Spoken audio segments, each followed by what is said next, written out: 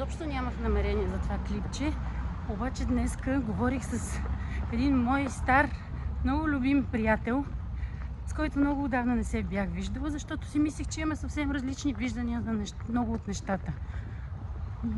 Обичаме си се много по някакъв начин, семействата са ни много близки, но пътищата ни по някакъв начин наистина разделиха се и не сме се виждали отдавна, не сме се чували.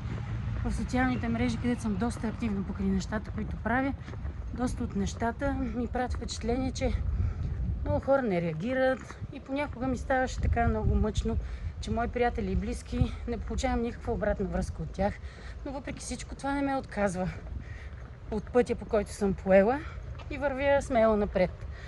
Нали, много по-хубаво и по-готино, ако имаш одобрението на близките си, на приятелите си, на роднините си, но понякога така се случва в живота, че това не се получава.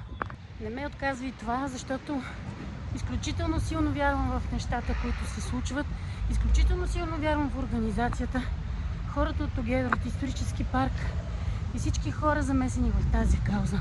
За кратките 2 години, през които съм там измежду всичките тези хора, аз видях и осъзнах много неща. Видях делата им, които са от много отдавна. Покрай този проект се работи много повече от 10 години и видимо нещата показват какво се случва там. Всеки човек, който е дошъл там на място, вижда и осъзнава, че наистина действията на тези хора са безгранични душа, сърце, любов, всичко е отдадено на тази кауза. Така че наистина това, което е направено в село Неофит Рилски, община Ветрино, може да се приложи в цялата държава и това да бъде един модел за подражание. Мисля, че много бързо ние ще станем много по-силна държава, дори от Швейцария. Често ме питат напоследък: Русе, защо из политика? Никога не съм си представила, че мога да вляза в нещо такова. Аз не влизам в политиката, аз съм човек, който може да подкрепя, да помага по всякакъв начин нещата, които се случват. Партия Величие, никой не искам да ангажирам с мнението си, това е лично моето мнение. Това е партията на обикновените хора, партията на народа, партията, която наистина може да направи нещо за България, защото делата го показват. 10 години преди да влезнат всички тези хора с участието си в партия Величие, те са показали, че са готови на всичко и могат да направят всичко заедно, обединени, защото организацията е на такъв принцип. Хората да сме заедно, да се обединяваме, да се разпространяваме и всеки да може да помогне, всеки да помогне с каквото може. Никой там не е на заплата, никой не чака някакви такива готови пари. Аз съм щастлива, че мога да работя това, което харесвам и обичам и да получавам съответно това, което съм заработила. Предишната ми професия като фризьорка вече е като хоби за мене. Аз си обичам професията, обичам контакти с хората и сега тя наистина няма да бъде моята основна професия, тя ще стане мое хоби.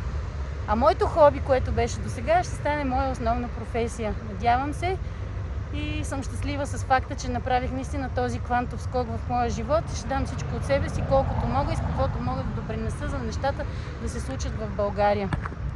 Затова аз не агитирам, аз апелирам всички хора, които си седят в къщи, не гласуват, да излязат, да гласуват, независимо за коя партия. Излезте, хора, гласувайте, наистина всичко зависи от нас и ако ние не направиме нещо, нещата няма как да се случат. Ето, аз виждам покрай организацията и покрай партията колко много хора са ангажирани с това нещо. Когато човек има цел, когато има някакъв път и явна посока, по която трябва да върви, нещата се случват, човек получава много голямо вдъхновение и действа с такъв замах, че наистина някога казва: това е нечовешко. Затова излезте, гласувайте. Ако подкрепите партия Величие, аз ще съм най-щастливият човек на света, не само аз, цялата организация, защото наистина ще може да направим нещо за тази държава. След това клипче в коментари ще сложа едно филмче, което се казва "Как да оправим България". И хората от исторически парк това филмче са го направили много преди да влязат в политиката. Ако дойдете в исторически парк и в село Неофит Рилски, ще видите и нещата, които са направени, не са само думи. Аз лично като човек, гласоподавател, последните 3 години дадах живота си на една партия с толкова големи надежди, но в същото време виждам, че и те са поредните, които само говорят, не правят нищо. Организацията покрай исторически парк са хора на делата, хора, които виждам как могат, когато са заедно и когато се обединят. И аз съм много щастлива, че съм част от цялото това нещо и наистина каквото се наложи, каквото зависи от мен, аз ще го дам, за да мога наистина след себе си да оставя нещо на детето ми, на внуците. Аз имам едно дете, много кръщелници имам обаче. И всички деца, които са приятели на моето дете и на моите приятели деца, аз ги чувствам като твои собствени деца, независимо, че съм физически майка само на едно дете. Така че, нека казват, че сме секта, нека говорят каквото и да е. Ето, това е амулета на сектата. Това е нещото, което за мен е безценно. Аз като спортист съм получавала изключително много медали, печелила съм много престижни места и купи, но това е нещото, което ще нося до края на живота си с огромна чест и знам, че ще дам всичко от себе си, за да може да се случи тази мечта на толкова много хора. И още едно нещо, което много е важно, искам да го кажа. Не се страхувайте, хора. Няма от какво да ни е страх. Бавно и мъчително умиране с години, не мисля, че нещо повече може да ни изплаши. Така че не се страхувайте, застанете с името, с лицето си, да бъдем достойни и да направим това, което се изиска от нас и е наш дълг към предците ни. Станете на страната на обикновените хора и бъдете част от целият този преход, защото ние наистина в момента се намираме пред един исторически прозорец и който, ако изпуснем сега, няма вече връщане назад. И както казва Николай Марков онзи ден на срещата във Враца, социолозите на нас ни дават 0,0000 до безкрайност 0. Това се случва, защото ние не плащаме за социологическите изследвания.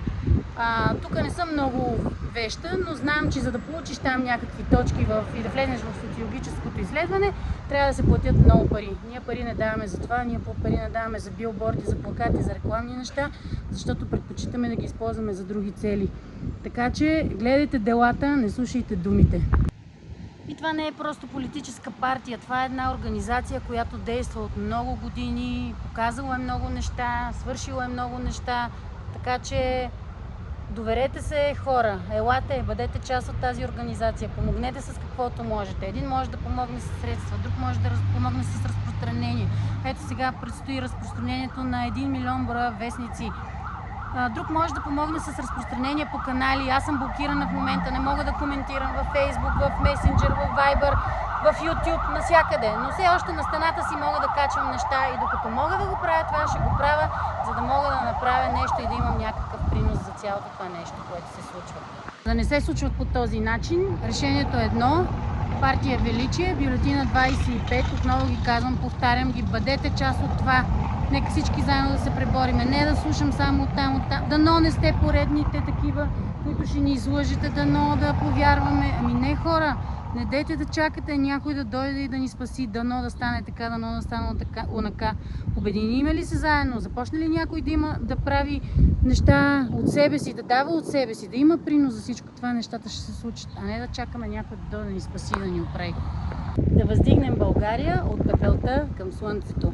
Партия Величие, бюлетина 25.